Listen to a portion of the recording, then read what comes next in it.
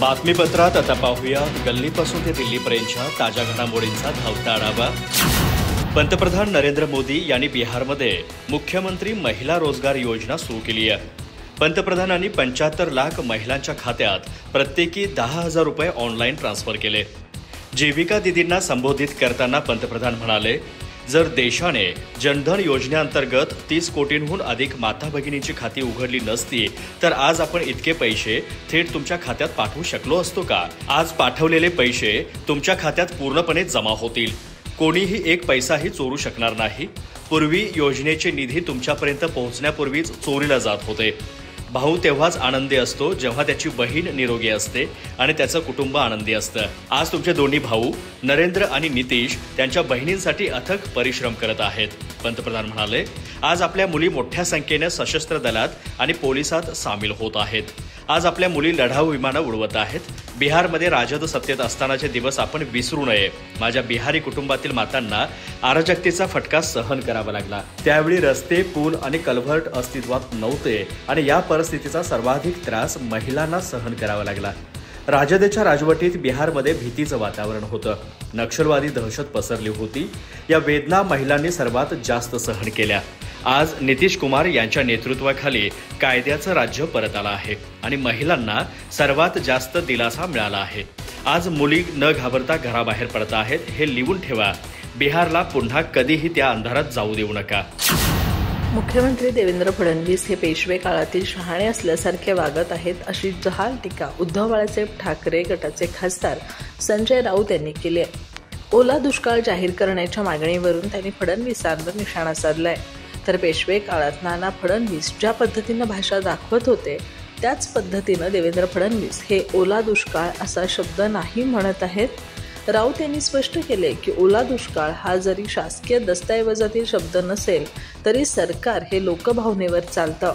आमदार देशमुखांनी काल सांगितल्याप्रमाणे ओला दुष्काळ जाहीर करावा ही लोकभावना आहे आणि सरकारने त्या भावनेचा आदर करावा असं मत राऊत यांनी व्यक्त केलंय। नैसर्गिक आपत्तीमुळे नुकसान झालेल्या शेतकऱ्यांच्या प्रश्नावर सरकार केवळ शब्दांच्या खेळात गुंतलं आहे असा आरोप राऊत यांनी केलाय। संजय राऊत म्हणाले की उद्धव ठाकरे यांनी काल मराठवाड्यातील पूरग्रस्त भागाचा दौरा केलाय। शेतकरी आणि त्यांचे कुटुंबीय उद्धव ठाकरे यांची वाट पाहत होते। मराठवाड्यातील शेतकऱ्यांचे जे नुकसान झाले त्यामुळे शेतकरी हवालदिल आहेत। 36 लाख शेतकऱ्यांचे मराठवाड्यात नुकसान झाले। त्यांना निवारा नसल्यानं ते निर्वातीसारखे राहत आहेत। त्यांच्यापर्यंत सरकारी मदत पोहोचलेली नाही असं शेतकऱ्यांचं म्हणणं आहे। देवेंद्र फडणवीस यांच्या म्हणण्यावर जाऊ नका। मुख्यमंत्री आणि दोन्ही उपमुख्यमंत्री खोटं बोलत आहेत। शेतकऱ्यांपर्यंत अधिकारी आणि मदत पोहोचलेली नाही। अनेक घरांमध्ये पाणी साचलं असून काही जणांची घरं वाहून गेली आहेत। मराठवाड्यातील अनेक जिल्ह्यांमध्ये पावसाने हाहाकार माजवला आहे। धाराशिव, बीड, सोलापूर या भागांमध्ये पुराच्या पाण्याने शेतकऱ्यांचं मोठं नुकसान झालंय। शेतातील पिके वाहून गेली आहेत। जनावरे मृत्युमुखी पडली आहेत।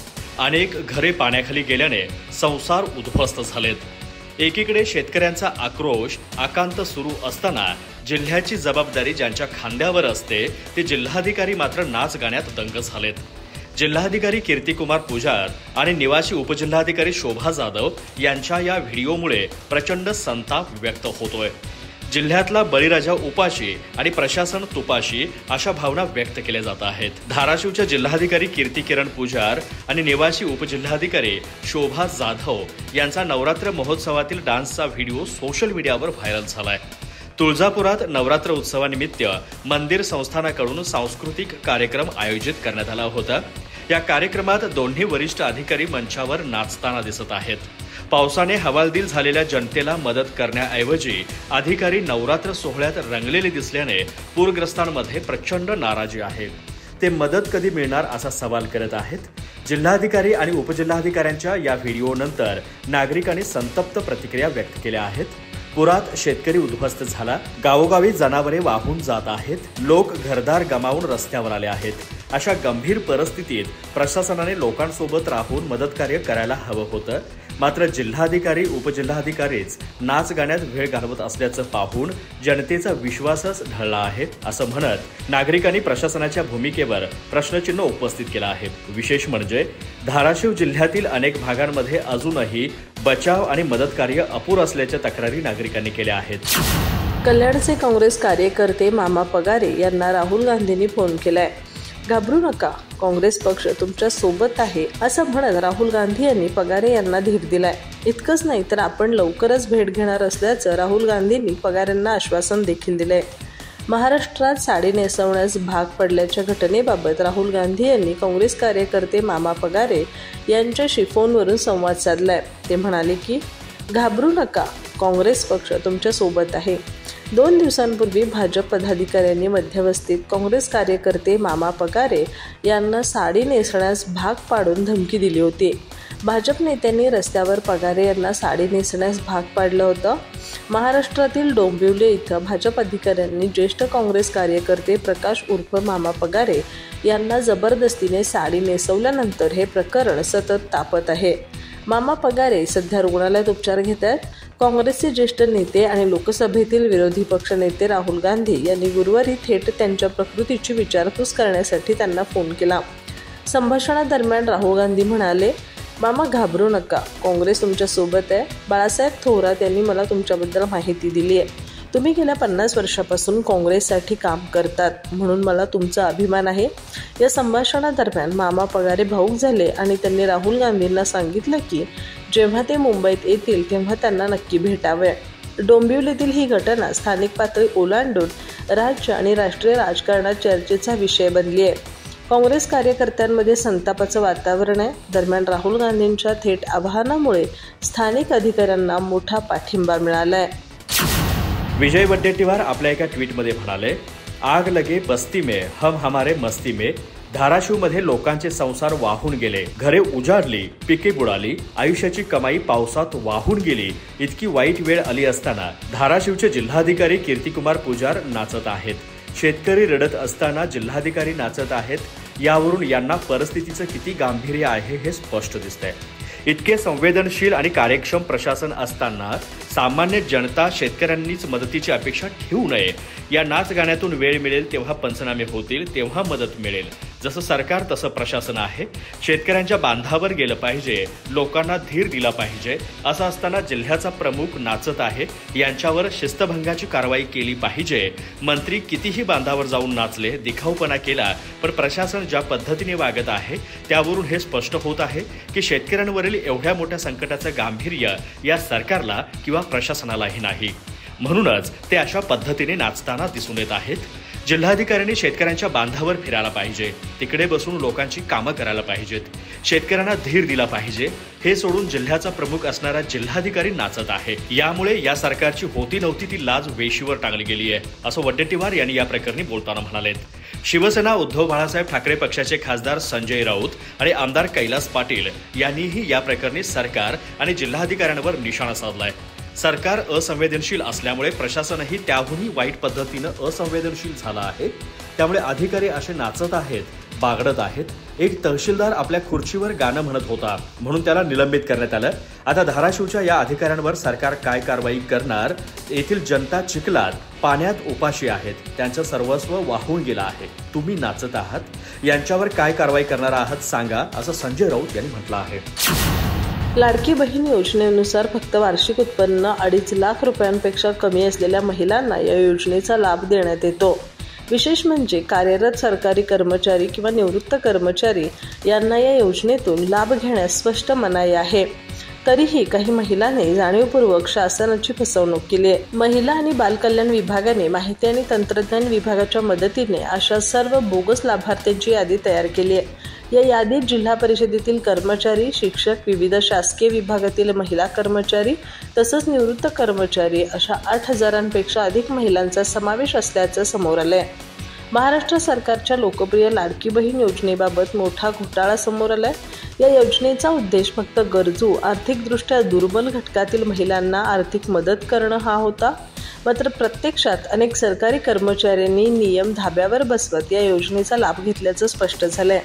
सध्या गैरप्रकार करणाऱ्या लाभार्थी महिला कर्मचाऱ्यांची संख्या 8,000पेक्षा अधिक असल्याचं उघड झालंय. यामुळे प्रामाणिकतेवर प्रश्नचिन्ह उभं राहिलं असून लाभ मिळवणाऱ्या पात्र महिलांना अन्याय सहन करावा लागत असल्याचं मानलं जातंय.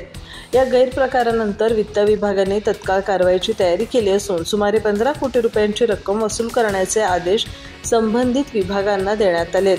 ही वसुली दोषी कर्मचाऱ्यांच्या वेतनातून किंवा निवृत्त कर्मचाऱ्यांच्या पेन्शनमधून टप्प्याटप्प्याने तसंच काही प्रकरणात एकरकमी पद्धतीने केली जाणार आहे। राज्याचे अन्न आणि नागरी पुरवठा मंत्री तथा बडे ओबीसी नेते छगन भुजबळ यांनी शुक्रवारी पुन्हा एकदा आरक्षणाच्या लढाईत ओबीसींचाच विजय होणार असल्याचा ठाम विश्वास व्यक्त केला आहे। दलित, आदिवासी आणि ओबीसी हे डॉक्टर बाबासाहेब आंबेडकर यांनी निर्माण केलेल्या आणि संसदेने मंजूर केलेल्या संविधानाच्या पोटचे घटक आहेत। त्यामुळे कायद्याच्या लढाईत आमचाच विजय होईल। आम्ही आमचं आरक्षण टिकवण्यासाठी प्रयत्नांची शिकस्त करणार आहोत, असंही ते म्हणालेत। यावेळी त्यांनी ओबीसी बांधवांना आत्महत्यासारखे पाऊल न उचलण्याचंही आवाहन केलं। ओबीसी आरक्षणासाठी राज्यात दररोज कुठे ना कुठे आत्महत्या होतेय। या पार्श्वभूमीवर छगन भुजबळ यांनी शुक्रवारी पत्रकारांशी बोलताना ओबीसी बांधवांना आत्महत्या न करण्याचं आवाहन केलं। ते म्हणाले, ओबीसी समाजाच्या 10 जणांनी आतापर्यंत मृत्यूला कवटाळलं आहे। राज्यात मोठी विदारक परिस्थिती आहे। आता आपलं सर्व संपलं आहे अशी ओबीसींमध्ये धारणा निर्माण झाली आहे। मला आपल्याद्वारे आपल्या सर्व ओबीसी मंडळींना कळवायचं आहे की कुणीही काळजी करू नका, आत्महत्या करण्याच्या वाटेला तर अजिबात जाऊ नका। आपले आरक्षण टिकवण्यासाठी आम्ही आपल्या प्रयत्नाची शिकस्त करणार आहोत आणि आम्हाला खात्री आहे की आम्ही त्यात विजय मिळवणार। आम्ही रस्त्यावर उतरणार आहोत। सरकार व जे कोणी पुढारी असतील या राज्यात त्यांनी ओबीसींना शक्ती द्यावी। भारतीय हवाई दलाचा कणा मानल्या जाणाऱ्या MiG-21 विमानाला शुक्रवारी निवृत्ती देण्यात आली। चंदीगड हवाई तळावर या लढाऊ विमानाला निरोप देण्यात आला। विमानाची सेवा आज अधिकृतपणे संपली। निरोप समारंभात हवाई दल प्रमुख AP सिंह यांनी 23 स्क्वॉड्रॉनमधील 6 विमानांना शेवटचं उड्डाण केलं। स्क्वॉड्रन लीडर प्रिया शर्मा यांनीही फ्लाय पास्टमध्ये भाग घेतला। 1963 मध्ये चंदीगडमध्ये या विमानाचा हवाई दलात समावेश करण्यात आला। 62 वर्षाच्या सेवेदरम्यान सुपरसॉनिक MiG-21 ने 1965च्या भारत-पाक युद्धात, 1971च्या बांगलादेश मुक्ती युद्धात, 1999च्या कारगिल युद्धात आणि 2019च्या बालाकोट हवाई हल्ल्यात महत्त्वाची भूमिका बजावली। हे भारताचे पहिले सुपरसॉनिक जेट होते, म्हणजेच ते ध्वनीच्या वेगापेक्षा वेगानं उडू शकते। आता ते तेजस LCA Mark 1A ने बदललं जाईल। MiG-21च्या निवृत्ती समारंभाला संरक्षण मंत्री राजनाथ सिंह, तिन्ही सशस्त्र दलांचे प्रमुख आणि संरक्षण मंत्रालयाचे अनेक अधिकारी उपस्थित होते। इयान CC ग्राहम यांनी त्यांच्या the Indo Soviet MiG deal and its international repercussions या लेखात लिहिलं आहे की तत्कालीन संरक्षण मंत्री VK कृष्णा मेनन यांनी MiG भारतात आणण्यासाठी मोठी भूमिका बजावली। 1961 मध्ये जेव्हा रशिया आणि भारत यांच्यात MiG सिरीज विमाने खरेदी करण्याच्या कराराबद्दल मीडिया स्फोट समोर आलं, तेव्हा संरक्षण मंत्रालयाने हे दावे फेटाळून लावले। 1962 मध्ये एका अमेरिकन काँग्रेस सदस्याने एका अहवालाचा हवाला देत दावा केला की भारताने भारतीय हवाई दलाच्या 2 स्क्वॉड्रन्ससाठी रशियाकडून MiG विमाने खरेदी केली होती। त्यानंतर एका वर्षानंतर एप्रिल 1963 मध्ये भारतीय हवाई दलाने आपली क्षमता वाढवण्यासाठी प्रथम सोव्हिएत बनावटीचे MiG-21 आपल्या ताफ्यात समाविष्ट केलं। 1967 पासून भारतीय कंपनी हिंदुस्तान एरोनॉटिक्स लिमिटेडने भारतात MiG-21 असेंबल करण्याचे अधिकार आणि तंत्रज्ञान मिळवलं। 1971च्या पाकिस्तानशी झालेल्या युद्धात आणि 1999च्या कारगिल युद्धात भारताच्या विजयात MiG-21 ने मोठी भूमिका बजावली। 1996 मध्ये हवाई दलाचे एक पथक MiG-21 ला अपग्रेड करण्यासाठी रशियाला गेलं होतं। अपग्रेडनंतर 2000 मध्ये भारताला नवीन विमान मिळण्यास सुरुवात झाली।